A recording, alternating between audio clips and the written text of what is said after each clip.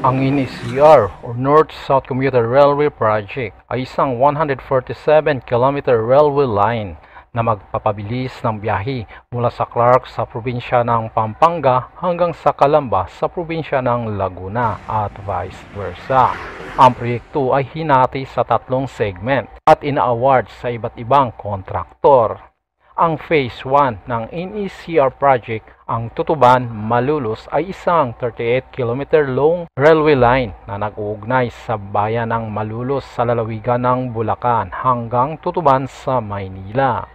Ang Phase 2, Malolos-Clark Railway Project na 52 km ang haba ng proyekto na tatakbo sa hilagang kanluran ng Maynila sa bayan ng Malolos hanggang sa Clark Economic Zone at Clark International Airport sa Central Luzon.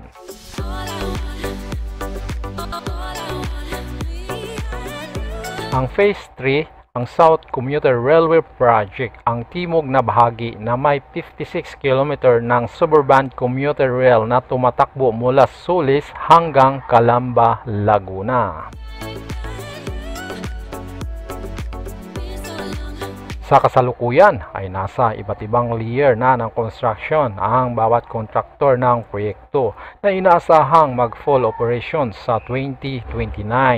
Sana magkatotoo.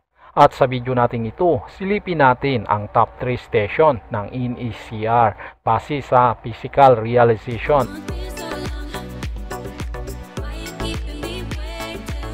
Simulan na natin ang ating biyahe. Papunta tayo sa pangatlong istasyon sa ating listahan at ito ang Malolos Station.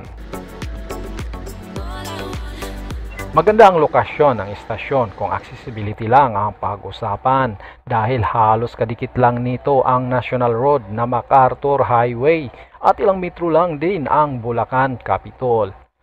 April 2022 nang unang makuna natin ng footage ang istasyon. Mga pundasyon pa lang ng mga poste ang makikita natin at pagkalipas ng ilang buwan at taon, ito na ang istasyon. Nasa malaking porsyento na ang natapos nila sa civil works.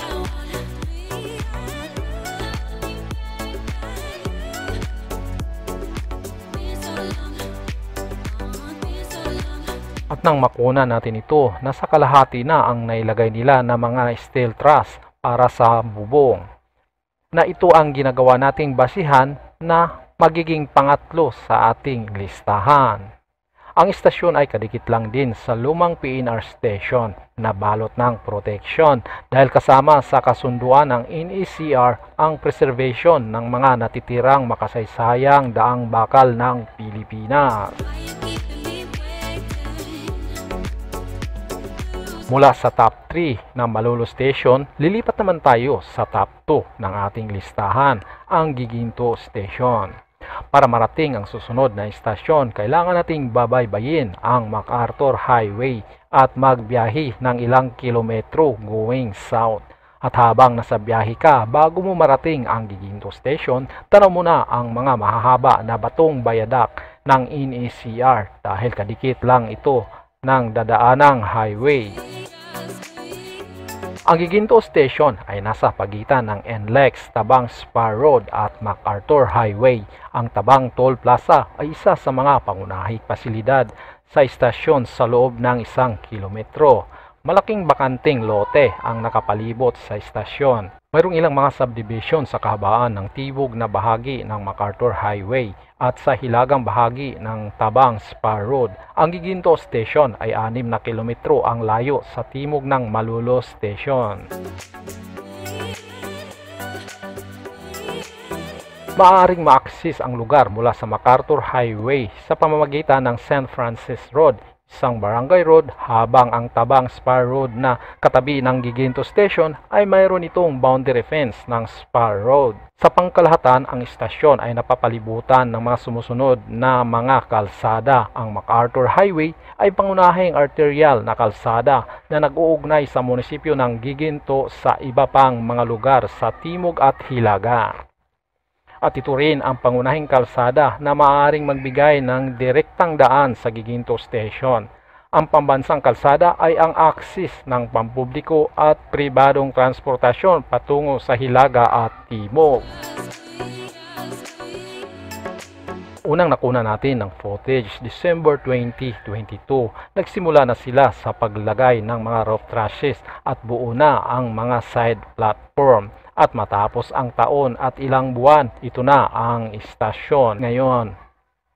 Mayroon ng PTFE roping na siyang nagiging basihan natin para sa top 2 sa ating listahan.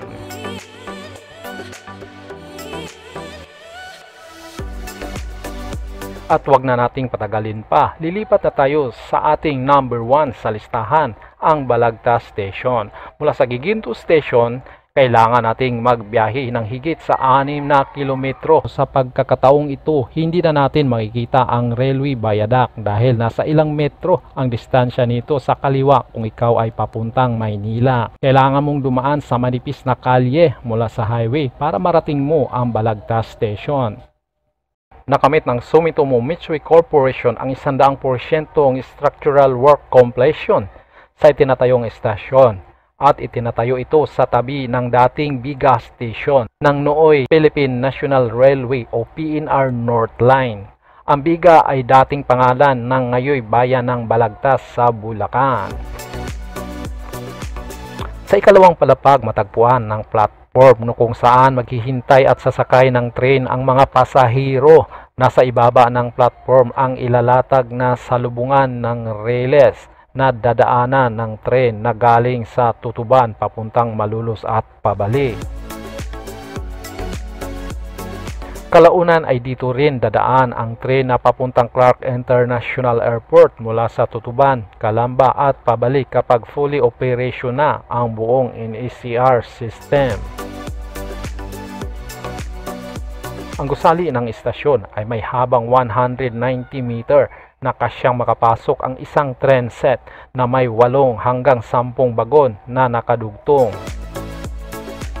Sa unang palapag ng Balagtas Station, ilalagay ang mga commercial spaces na pauupahan ng PNR, ticketing facilities at iba pang pangunahing pasilidad gaya ng palikuran. Ito na ngayon ang Balagtas Station. Nakalabas na ang kagandahan, napakalinis tignan ng kulay puti na bubungan dahil ito ay PTFE tension membrane roofing. Ang PTFE o polytetrafluoroethylene na gawa sa fiberglass na may halong tiplon kaya nitong tumatagal ng higit sa 30 years sa tag-init o taglamig na temperatura at makikita rin sa isang bahagi ng istasyon ang SEM. Aluminum honeycomb panel fence at ang sun control louvers na ginagamit na outer design ng istasyon.